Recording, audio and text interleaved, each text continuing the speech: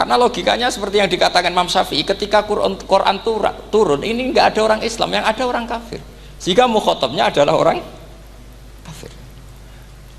Tapi ayat-ayat ini nanti dipakai Khawarij untuk mengcounter orang Islam, sehingga mereka mudah mengkafirkan.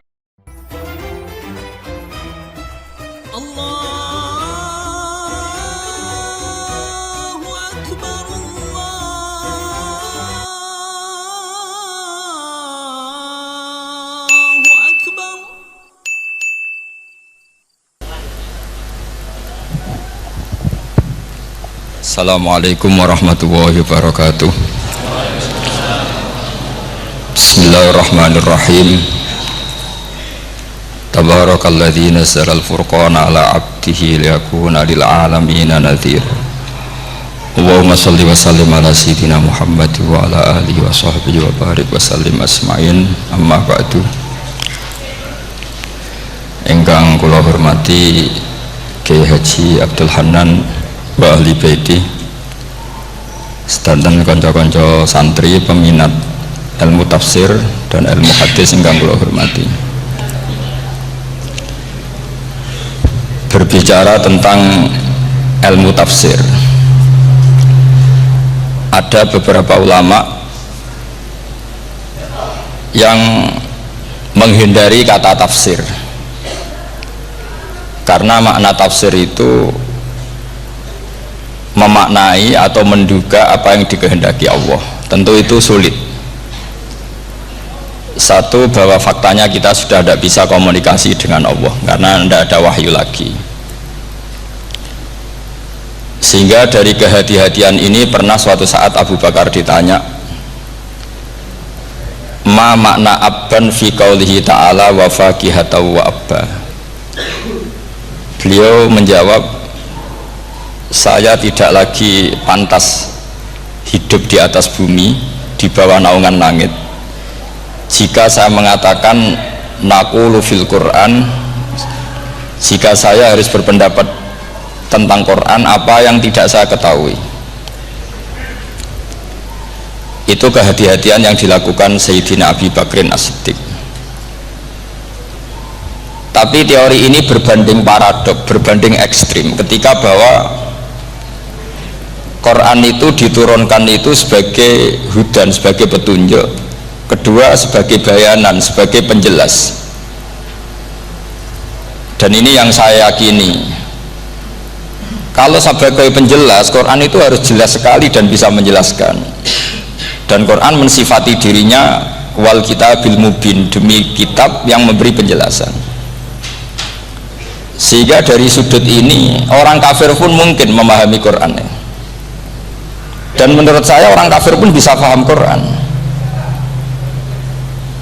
Kalau Ahok itu melintir Quran, tidak memahami Quran, Pak. Semak Horgonya itu melintir Quran tapi tidak memahami Quran. Tapi bahwa Quran itu bisa difahami orang kafir itu ya. Logikanya gampang begini, kata Imam Syafi'i dalam kitab Ar-Risalah. Ketika Quran turun, itu pendengarnya itu tidak ada yang muslim, belum ada santri Kewagian, nggak ada santri Lirboyo, nggak ada santri Sarang. Pendengarnya itu non muslim. Nah ini sampai angan-angan, ketika Quran turun itu pendengarnya muslim atau non muslim? Non muslim. Andai kan Quran itu turun tidak difahami orang kafir, maka lalu objeknya siapa, sasarannya siapa? Nah sebab itu akan aneh kalau kita yang mondok misalnya ngaji Idqon, ngaji Alfiyah, ngaji Ulumul Quran apa saja, kemudian Anda tidak paham Quran, padahal orang kafir saja bisa paham. Nah ini tantangan bagi kita. Sing kafir wis paham Quran, masa kita santri tidak paham Quran. Makanya begini, di antara awal-awal periode Makkiyah ada surat disebut Qul ya ayyuhal kafirun, katakan Muhammad ya ayyuhal kafirun, karena mukhatabnya atau lawan dialeknya Nabi adalah orang-orang apa? Kafir. Mereka paham ketika dijelaskan Quran, paham, dan sebagian mereka menjadi mukmin karena paham. Itu termasuk isi makalah yang saya utarakan di sini. Mereka tanya, ya Muhammad, siflana rabbak amin dahabin amin nuhasin amin hajarin. Karena orang kafir jahiliyah itu punya tren yang namanya Tuhan itu fisik. Mereka punya Lata, punya Uzza, punya Hubal. Sehingga kalau Tuhan-Tuhan kita ini dari batu Muhammad, katanya Anda punya Tuhan yang berbeda. Lalu Tuhan Anda ini dari emas atau dari perak. Turunlah ayat Qul huwallahu ahad Allahus somad. Lagi-lagi mukhatabnya adalah orang kafir. Makanya ini juga akhirnya jadi ilmu madhab, ilmu tentang firqah-firqah dalam Islam, bahwa kesalahan terbesar orang Khawarij sebagaimana yang dikutip Imam Bukhari, nanti saya mencari di juz 4 atau di juz 3, pokoknya di bab babu qitalil Khawarij, karena Imam Bukhari punya adat diulang-ulang. Kata Ibnu Umar yang dikutip Imam Bukhari, innahum intolaku ila ayatin nazalat fil kufar faja'aluha alal mu'minin. Orang-orang Khawarij atau kalau sekarang orang-orang radikalisme itu meneliti Quran, kemudian ketika ada kriteria manusia-manusia tertentu itu dianggap itu kenanya orang Islam, korbannya orang Islam. Padahal awal mula ayat ini turun untuk orang kafir atau kritikan pada orang kafir. Ini cilaka betul. Karena logikanya seperti yang dikatakan Imam Syafi'i, ketika Quran turun ini nggak ada orang Islam, yang ada orang kafir, sehingga mukhatabnya adalah orang kafir. Tapi ayat-ayat ini nanti dipakai Khawarij untuk mengcounter orang Islam, sehingga mereka mudah mengkafirkan kita karena pakai ayat yang dari awal Allah mengkafirkan orang kafir, sekarang ayat itu dipakai mengkafirkan orang Islam. Ini saking gebleknya orang apa? Khawarij.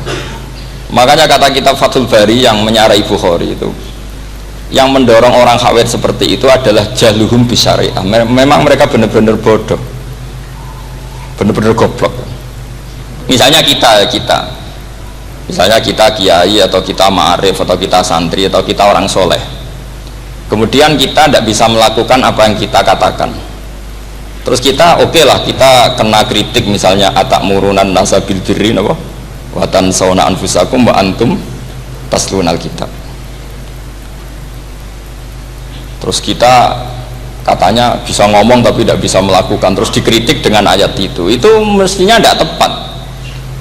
Karena itu asbabun nuzulnya adalah orang-orang Yahudi karena tahu bahwa sifat Rasulullah itu ada di Taurat, mereka menyuruh keluarganya itu masuk Islam, tapi mereka sendiri tidak mau Islam. Kemudian turunlah ayat atakmurunan nasa bil birri wa tansawna anfusakum wa antum taslunal kitab afala ta'qilun.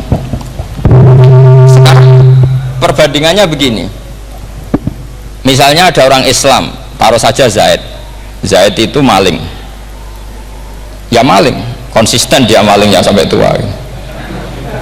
Terus menurut Anda Zaid yang muslim ini, Zaid itu muslim tapi maling, jangan bilang maling tapi muslim, dia itu ya. Kemudian Zaid bilang ke anaknya, "Cung, kowe aja dadi maling, dadi santri sing soleh, sing maling bapak tok." Ndak. Ini menurut analisis usul fikih, ngomongnya Zaid itu benar apa salah? Benar kan? Nasihatnya ya benar, ngomongnya juga benar. Kamu tidak bisa ngeritik Zaid, kamu bisa ngomong tapi tidak bisa melakukan, tidak bisa. Fa innal amra bil ma'ruf wajib, wal qawla bil ma'ruf ya wajib, wal qawla bil haqqi ya wajib. Jadi itu hal yang berbeda. Misalnya fa innal amra bil ma'rufi wajibun, memerintahkan barang baik itu baik.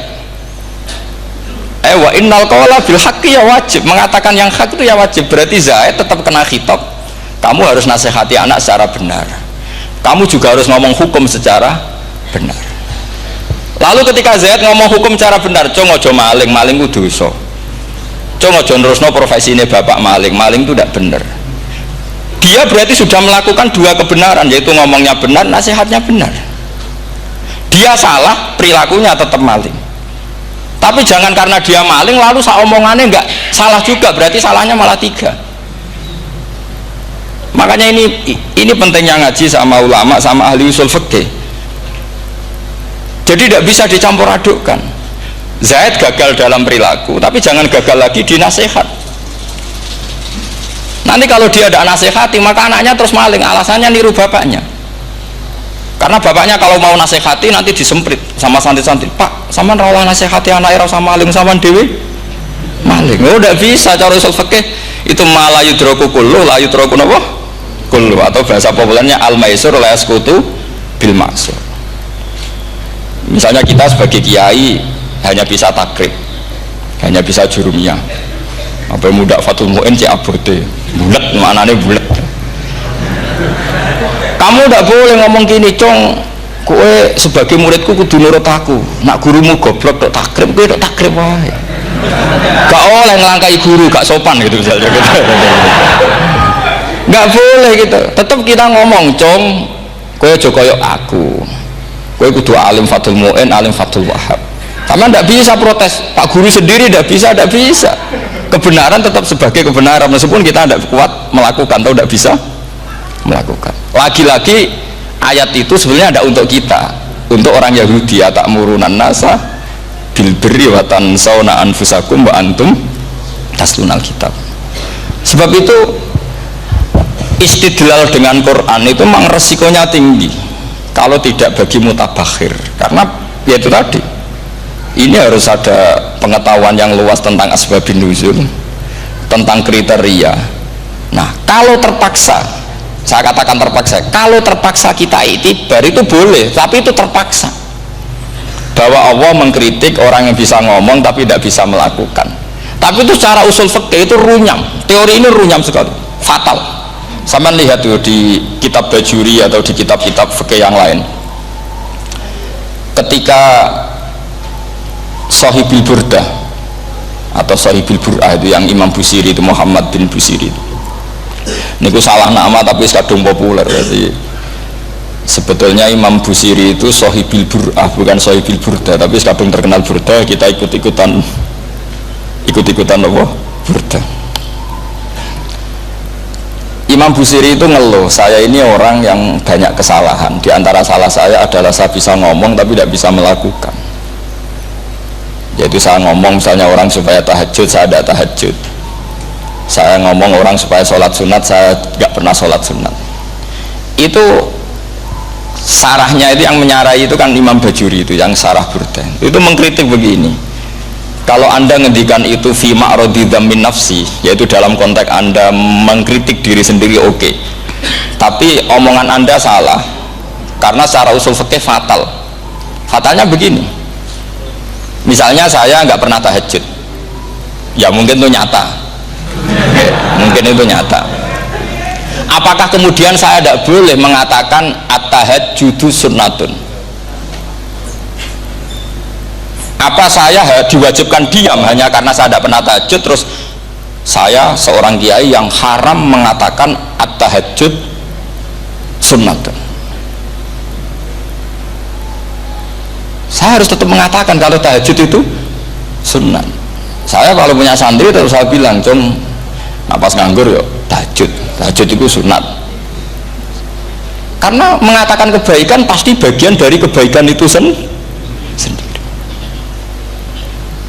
Makanya kata Imam Bajuri, fakaifa yakunul amru bil ma'rufi mazmuman, bagaimana mungkin sesuatu yang jelas baik karena memerintahkan kebaikan mazmuman menjadi sesuatu yang tercela hanya karena mengatakan tidak melakukan. Fa innal fi'la ya amrun wal hukmu ya amrun akhar, itu beda.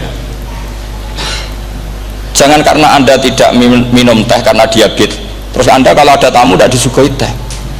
Karena saya sendiri tidak minum teh, wah ya repot kan gitu.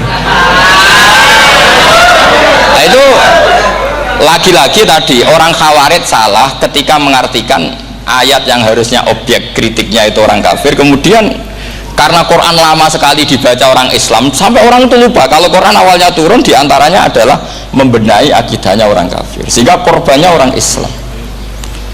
Itu mirip seperti cerita kita ya,